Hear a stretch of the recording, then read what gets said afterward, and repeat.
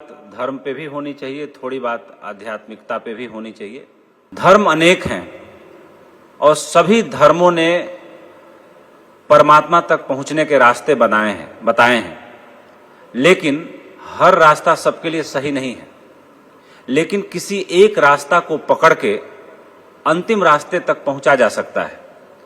यानी दूसरे शब्दों में मैं कहूं कि साध्य और साधन महत्वपूर्ण नहीं है, वो रास्ता महत्वपूर्ण है जो एक दिन मंजिल में तब्दील हो जाता है। और जैसे कोई कवि है, कोई चित्रकार है, कोई गणितज्ञ है, अब किसी कवि को हम गणित का धर्म दे दें तो शायद उससे उस रास्ते पर चला नहीं जाएगा। कवि का मन बड़ा निर्मल है, बड़ा कोमल है, वो गणित के दुरूह सवालों को और समीकरण को और पहेलियों को शायद सुलझाते सुलझाते फेल हो जाए। हम सबके जीवन में ऐसा ही होता है। अभी कल एक घर में मैं मेहमान था बंबई में, तो मैंने उनसे पूछा कि आपने आईआईटी मद्रास से लगभग बहुत अच्छे स्कोर से आपने मैकेनिकल इंजीनियरिंग में डिग्री ली, बाद में आप सिविल सर्विसेज में आए और आपने वहां भी अच्छा स्कोर किया, तो जो मैकेनिकल डिग्री की जो आपने शिक्षा ली उसका अब तक के किसी जीवन में इस्तेमाल कर पाए? तो उन्होंने कहा कि मैं बार बार सोचता हूं कि फिर मैंने इंजीनियरिंग की पढ़ाई क्यों की थी अगर सिविल सर्विसेज में आना था। हम सब कहीं ना कहीं इतना ही उलझे हुए हैं, भटके हुए हैं। एक संत किसी घर में मेहमान थे, तो जब वो घर में गए तो घर ऐसा बना था कि घर के जंगले से चौराहा दिख रहा था। दो बच्चे खेल रहे थे। थोड़ी देर बाद दोनों बच्चों में बड़ा विवाद हो गया। तो सहसा वो सहज भाव के आदमी थे, संत थे, बच्चों में उनकी रुचि थी, दिलचस्पी थी। हर संत को बच्चों में दिलचस्पी होती ही है, क्योंकि जब वो संत सही में होता है तो बच्चा हो जाता है। तो गए कि भाई बच्चों क्या हुआ? तो एक बच्चे ने कहा कि अंकल इसने मेरी कार ले ली। तो दूसरे बच्चे ने कहा कि नहीं अंकल इसने मेरी कार ले ली। तो उन्होंने कहा कार है कहाँ? तो बच्चों ने कहा कि हम दोनों खेल खेल रहे थे, चौराहे पर जो कार आ रही थी, जिसको जो पहले देख रहा था वो कार उसकी हो जाती थी। अब ये कार जो मैंने पहले देखी कह रहा है कि नहीं मैंने पहले देखी। इसी बात पे दोनों के बीच लड़ाई हो गई। तो उन्होंने उसका बड़ा गहरा आध्यात्मिक एनालिसिस किया कि हमारा भी जीवन चौराहों पर, हमारे दिमाग के चौराहे पर जो दौड़ती हुई कारें हैं, यानी विचार रूपी जो कारें हमारे दिमाग में दौड़ रही हैं, जिनसे हमारा कोई लेना देना नहीं है। जैसे उन बच्चों का उन कारों से कोई लेना देना नहीं था, खेल रहे थे। लेकिन ठीक उसी तरीके से जितना कूड़ा करकट हम अपने दिमाग में इकट्ठा कर लेते हैं कि मूल्यवान रखने के लिए कुछ जगह बचता ही नहीं। और अध्यात्म हमें ये सिखाता है कि जीवन में मूल्यवान के लिए कम मूल्यवान चीजों को जो जितना जल्दी, जितना तन्मयता से छोड़ता चला जाता है, वही जीवन में सही अर्थों में आध्यात्मिक संतुलन को प्राप्त करता है।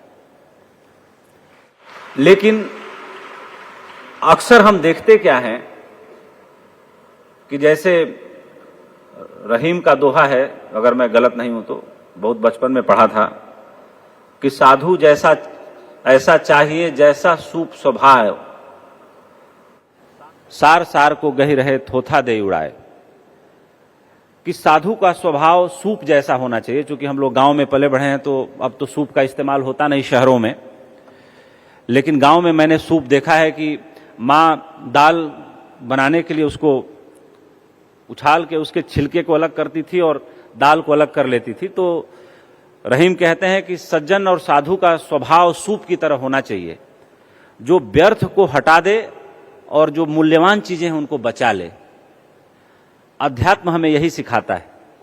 मूल्यवान है उसको समझें। और मूल्यवान क्या है? मूल्यवान यह है कि अगर हमारे किए किसी एक कृत्य से किसी के चेहरे पे मुस्कान आ जाए, अगर हमारे किए किसी एक काम से समाज को इतनी सी गति मिल जाए, वो मूल्यवान है। हम रास्ते पर पड़ा कंकड़ पत्थर उठा के किसी के लिए रास्ता साफ कर दें, हम रास्ते पे पड़ा हुआ एक कांटा उठा के किनारे कर दें, हम किसी का आंगन ही बुहार के आ जाएं, यही अध्यात्म है। इसके बियॉन्ड जितना कुछ है वो सब कर्म कांड है, जिससे मुझे लगता है कि जीवन में कूड़ा कचरा के अलावा कुछ इकट्ठा नहीं होता। महात्मा बुद्ध की एक कहानी मैं यहां सुनाना चाहूंगा, जो उनके सबसे करीबी शिष्य हुए सरिपुत्र, उनकी मुलाकात महात्मा बुद्ध से हुई और उन दोनों के बीच घंटों संवाद चला। तो महात्मा बुद्ध से उन्होंने एक सवाल पूछा और उस सवाल के उत्तर के बाद उन्होंने अपने पूरे जीवन की सीखी हुई सारी विद्याओं को सबके सामने, अपने शिष्यों के सामने कहा कि इतनी गूढ़ और सरल बात को इतना सहज तरीके से बुद्ध ने समझाया कि अब इसके बाद मुझे लगता है कि मेरा पूरा जीवन व्यर्थ गया, मैंने पूरा इतना जीवन व्यर्थ गंवा दिया। और वो सवाल क्या था? सवाल ये था कि उन्होंने पूछा कि हे बुद्ध, तो क्या आप ईश्वर को नहीं मानते, आप किसी कर्म कांड में भरोसा नहीं करते, तो क्या ये सभी यम नियम व्रत उपवास ये क्या सभी व्यर्थ हैं, बेकार हैं? तो बुद्ध ने कहा कि हम नदी के किनारे बैठे हैं, अगर इस नदी को पार करना हो तो कोई आदमी क्या करेगा?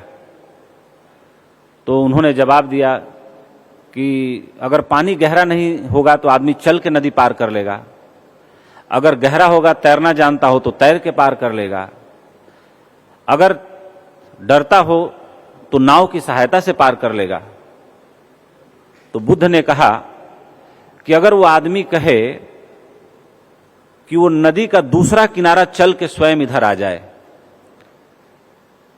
तो सरिपुत्र ने कहा कि फिर तो वो मूर्खी होगा जो ऐसा कहेगा। तो बुद्ध ने कहा कि हम पूजा पाठ व्रत नियम करके क्या मांगते हैं? यही तो मांगते हैं कि जो नेचुरल प्राकृतिक तरीके से संभव ना हो वो चीजें हो जाएं। हम इसी बात के लिए तो व्रत रखते हैं कि बेटा हमारा अच्छा व्यापार कर ले, रातों रात हमारे पास धन आ जाए, हमारे जीवन की सारी तकलीफें बाधाएं दूर हो जाएं। हम मांगते क्या हैं? हम यही तो मांगते हैं। हम करते ही व्रत क्यों हैं? कुछ मांगने के लिए। और परमात्मा के सामने जिस दिन मांग खड़ी हो गई उस दिन परमात्मा की पूजा कैसी? उस दिन फिर धर्म के प्रति आस्था कैसी, जहां मांग खड़ी हुई? फिर बुद्ध चौराहे पर खड़े हैं, एक भिखारी भी चौराहे पे खड़ा है, लेकिन दोनों में बड़ा मूलभूत अंतर है, धरती आसमान से भी ज्यादा का अंतर है।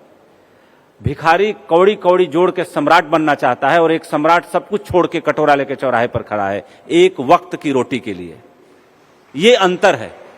यहां बुद्ध बताते हैं कि आध्यात्म क्या है, और यहां जिस भिखारी के कटोरे में हम लोग भी दो चार सिक्के डाल आते हैं वो बताता है कि संसार क्या है। बस एक छोटी सी कहानी के लिए टाइम का नोटिस मिल गया है मुझे। एक छोटी सी कहानी जो मैं सोच के आया था कि जरूर सुनाऊंगा, तो उसको सुनाऊंगा फिर मैं। कहानी यह है कि महाराष्ट्र में एक एकनाथ बहुत बड़े संत हुए, और संतों की परंपरा में मैं एकनाथ जी को बहुत ऊपर रखता हूं।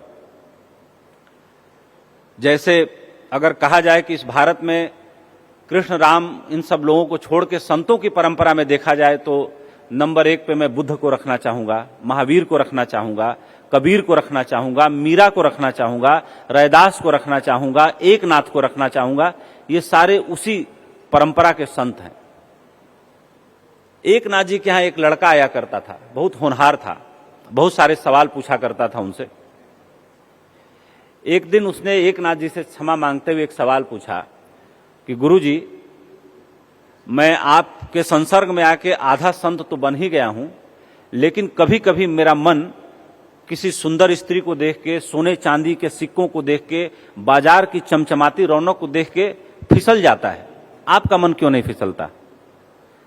तो एकनाथ जी ने कहा कि सुनो, मैं बहुत समय से तुमको एक बात बताना चाह रहा था। तुम्हारी आयु मात्र 7 दिन की बची है, तुम 7 दिन बाद मर जाओगे। और जब एकनाथ जैसा संत कहे कि उपेंद्र राय तुम 7 दिन बाद मर जाओगे, तो फिर सवाल करने का कोई उपाय बचता नहीं। वो लड़का बेचारा बहुत घबराया, उसके पैरों में बड़ा कंपन हुआ, बिना बोले थोड़ी दूर चल के गिर गया एकनाथ जी के शिष्यों ने उसे उठाया, उसके घर पहुंचाया। 7 दिन बाद एकनाथ जी उसके घर पहुंचे। उसके घर में रोना पीटना मचा हुआ था। उसके माँ बाप सब, शादी भी हो चुकी थी, पत्नी भी थी, बच्चे भी थे, सारे रिश्तेदार नातेदार वहां इकट्ठा थे। तो एकनाथ जी से उसके माँ बाप ने कहा कि आप तो बड़े सिद्ध संत हैं, आप तो चमत्कार दिखाते हैं, मेरे बेटे को बचा लीजिए किसी भी तरह से। उन्होंने कहा बिल्कुल बचा लूंगा, बचाने ही आया हूं, लेकिन इसके लिए करना यह होगा कि कोई एक आदमी परिवार में अपना जीवन इसके एवज में दे दे, जिसकी आयु लगभग ठीक ठाक बीत चुकी है। तो सबसे पहले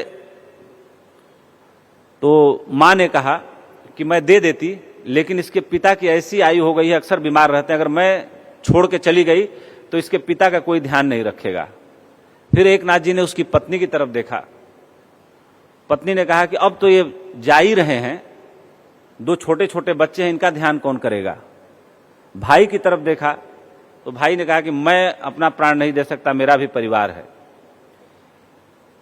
ये सारी बातें, वो मूर्छा में लड़का था लेकिन सुन रहा था। एकनाथ जी ने उसके माथे पे हाथ रखा और उन्होंने कहा कि तुमने मेरे से एक सवाल पूछा था कि मेरा मन इन रंगीनियों को देख करके क्यों नहीं विचलित होता। 7 दिन के अंदर तुम्हारे मन में कोई भी ख्याल आया जो तुम मुझे बता के आए थे उस दिन? उसने कहा गुरुजी क्या बात करते हैं, जब आदमी मर रहा हो, मरण शैया पर सोया हो, तो उसके मन में कोई ख्याल आएगा? तो एकनाथ जी ने कहा कि ऐसे ही मैं कब का ही मरण शैया पे हूं, बस ये शरीर जो साधे हुए हूं। जब आदमी मरने को होता है तो उसके मन में विचार नहीं आता और संत अपने को मार देता है, मरा पे विजय प्राप्त कर लेता है। ये कहानी मैंने इसलिए सुनाई कि आध्यात्म हमारे रोज के जीवन का हिस्सा है, लेकिन संतत्व उसकी मंजिल है। एकनाथ जैसे लोग या जो संत परंपरा के लोग हुए, शायद उनके सामने हमें सीखने को मिलता है, माथा झुकाने को मिलता है, यही जानने को मिलता है। और यही जीवन का परम सुख है कि थोड़ा सा जान लिया जाए, क्योंकि परमात्मा को पाने के लिए हमें भी थोड़ा परमात्मा बनना पड़ता है। जैसे दूध को दही बनाने के लिए उसमें दूध में दही का जोरन थोड़ा सा डालना पड़ता है। इसी के साथ अपनी बात समाप्त करता हूं। ब्रह्म कुमारीज के इस आदरणीय पवित्र मंच को धन्यवाद देता हूं। जय हिंद, जय भारत, धन्यवाद।